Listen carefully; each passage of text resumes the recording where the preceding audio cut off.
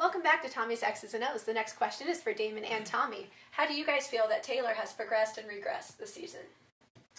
He showed some improvement since last year. And I was talking with some people on Friday night when I hosted an event in Lincoln, and one of the guys came up to me and said, we've seen him improve, but do you think he's plateaued? Do you think he's going to get better next year? And I honestly believe that he's plateaued. He's not going to get better. And the reason why I said that because here it is, he's a 3-year starter, and he's still making the same mistakes that he was making as a freshman. And when you're making those type of mistakes, it means you're not truly growing.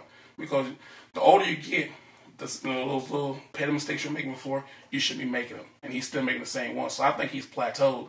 And hopefully that you can get more guys stepping up making plays to where you don't have to depend on him as much as they are now. And when that happens, then the mistakes that he's making, you won't really tell about him anymore. But I think he's plateaued.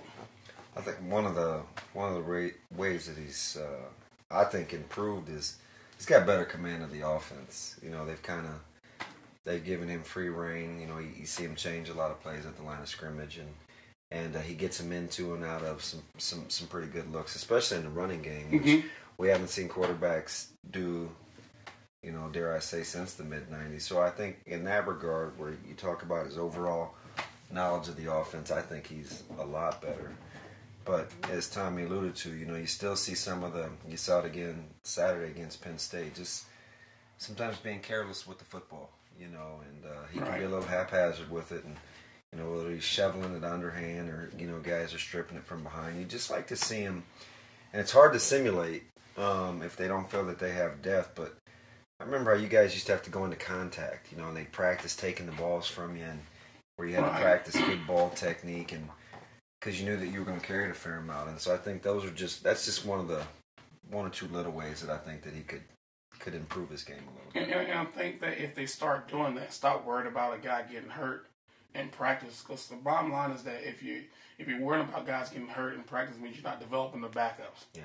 And so if you truly trust your backups, you give them the reps and develop them. If a guy goes down, you should have confidence that the backups going to come in and it's not going to drop. And that was the one thing that when we played, we didn't. If the starter went out, the number 2 guy was next man up. Let's go. And it wasn't no throw him in there and hope he better do it, because if he doesn't, the third guy was going to do it. So I think they need, if they get back to more to where in practice to where he's more live and stop worrying about getting injured, then when it gets into the game, it becomes more natural to where it's not surprising he doesn't make no mistakes. Absolutely. Submit your questions to Tommie Frazier's X's and O's.